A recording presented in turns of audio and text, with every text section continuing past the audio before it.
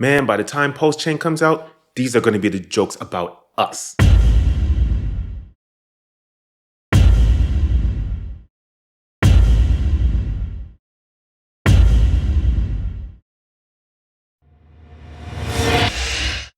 What's going on, y'all? You're now watching the greatest channel that has ever existed. My name is 𝘰𝘰𝘯𝘵, and I truly appreciate you for being here with me. So today we're going to talk about why PulseChain has taken such a long time. We're going to go into details about it, and we're actually going to visit the webpage of a person called 𝘰𝘰𝘯𝘺𝘰. I watch his stuff all the time. It's actually really amazing. 𝘰𝘰𝘯𝘺 talks about, and his friends talk about in detail why PulseChain is taking so long to come out, why Richard Heart has decided to take his time with it, change some of the code, and make the necessary improvements to make it better. Is it necessary? Is it not? I don't know. We're going to find out. But before I get into that, let me read some of the comments from my supporters. I really appreciate you guys. I wouldn't have anything without you guys. The first person that we have is Marv Watts. He says, "You didn't invest in the coin, you sacrificed." Then I said, "True, but it's still painful to deal with." This is with the PulseChain sacrifice that we're talking about, and also the PulseX sacrifice that we did. We did that in June 2021. PulseX was in January of this year. Bluff City Break says, "He already said the documentary will release before PulseChain." Then Mixed Crypto Art says, "Yeah, but he says a lot of things. He changes his mind with the wind." And that's true. He changes his mind all the time. And I agreed. I said, exactly. I literally don't believe anything he says anymore. Of course, that's an exaggeration. I believe a lot of what he says. But I think I was just really frustrated that day with the delay of it coming out. Mixed Crypto Art says, "They should have used Golang in the beginning. Not good planning. Sounds like he's winging it." And I said, "I know it seems like an unnecessary last minute switch. Everything goes up and down based on the bull bear market. Language changes won't make as big as a benefit as he imagines." And I really truly believe this. No matter how good PulseChain is going to do, it's going to do terrible in the bear market. It's going to do good in the bull market, no matter what.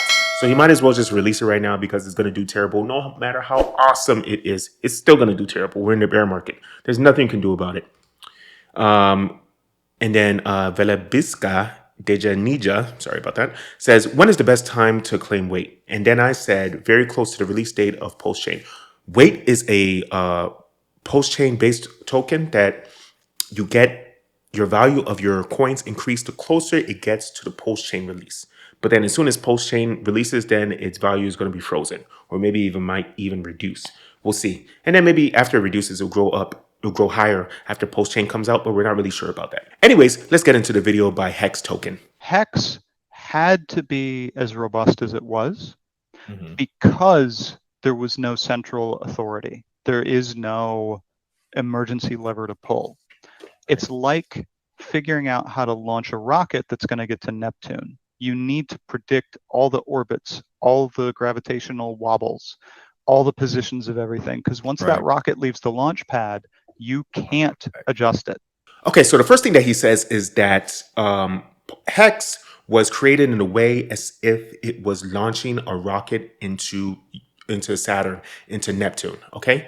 And the thing is, when you launch these rockets, you cannot control them in real time because light speed from here to Neptune, light speed from here to Pluto is about 10 minutes, 15 minutes. So if you want to stare from an asteroid, you will be staring 15 minutes too late. So everything that you have to do, you have to prepare for it before you launch the coin into space. So all the problems that you're going to run into, all the problems that you're going to run into when it comes to Hex, you have to fix it before it's launched because his code is immutable.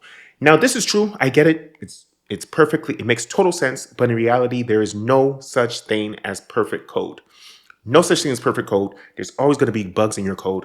There's bugs in Hex code right now. But the difference is that the bugs that are in Hex code are very minimal. They're very small. Yeah, it's going to be a robust L1 on par with any of the other L1s, and hopefully better, because we've seen some of the failure modes for things like Solana, for example, when you do things in a particular way. Now, writing a blockchain is much harder than writing a product for a blockchain. So Hex has some guarantees because it runs on a blockchain. Your transaction will either fully work or fully not. It is a atomic transaction.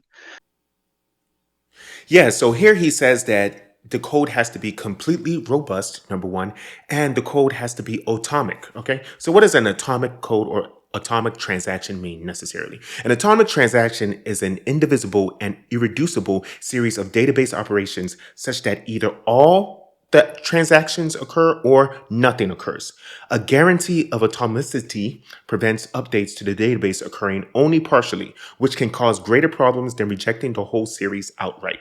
So that's true. Yeah, just like he said, you can't partially do a transaction. You can't partially just use some of the crypto to make your transaction happen. It either has to go all the way or none of the way. Because again, remember, this is immutable. Nothing can change. So you have to make sure it's robust from the very beginning. So if I try to end a stake and I run out of gas, then it just says, nope, you didn't. It doesn't partially end it. It doesn't put it in a weird state where I can't recover. A blockchain, like the consensus layer, can get into weird states. It has to communicate with other computers. It has to come to agreement. It has to resolve when two computers don't agree. You have to figure out what to do if one of the validators is offline and they keep missing their turn. Like, what do? It has to resolve what happens when two computers think it's their turn at the same time for whatever reason. Now, that's just if you were to invent it from scratch. Now, you're taking something that is already known to work.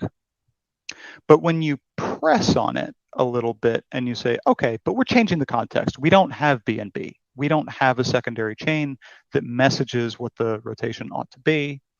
There are these little, like, imagine you have a scarf and there's like little bits of yarn or little bits of thread kind of dangling off of it, because hand knit stuff has that. And it's little errors. It's little places where you had to tie off and start again. And you notice those, you go, that's weird, but that's fine. I mean, we're just following the scarf pattern. So we just do the scarf. And if you look at it closely enough and you start to pull on those and say, well, I kind of want to button this up and make it look sharp. So I'm going to just like pluck that out. But you start pulling it and it just starts unraveling like a section up here. And you go, that's weird. Do I keep pulling on this? Do I just cut it off? Like, what's the I pull it plan as fast here? as I can. Usually. Right. Like, I don't know how to invent a scarf pattern. Like, I'm pulling as fast. Exactly. I'm not nude under here. Yeah, exactly. So he says two very important things there. That a blockchain is always in constant communication with other actors within the blockchain. So let's say that this person has this much coins for the transaction, but this other person has this many coins for the transaction.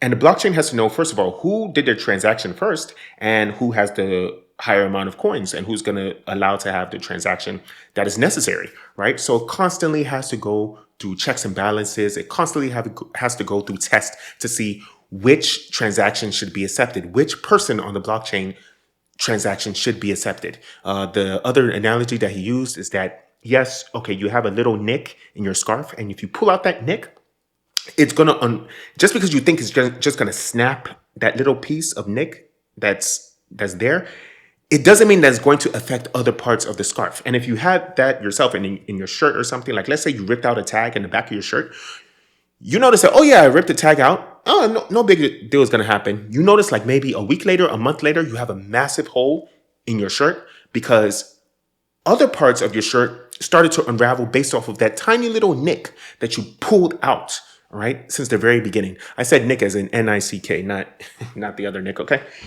N-I-C-K, right? That you pulled out the little nick. So I get it. This has to be robust. Everything has to be done. That being said, he did say in May of 2022 that he was only 2 weeks away. It is now October. I mean, it's almost November. It might as well feel like it. It's October of 2022, and there's no date in sight. Okay, let's just chalk it up to him being extra careful, being extra robust, him wanting to have 100% uptime at all times. That he can brag about it. He says himself that he likes to brag about 100% uptime. Let's just hope that is what it is. So, with that being said, I thank you. I love you. I appreciate you for watching this video. Let's get this money. Watch this.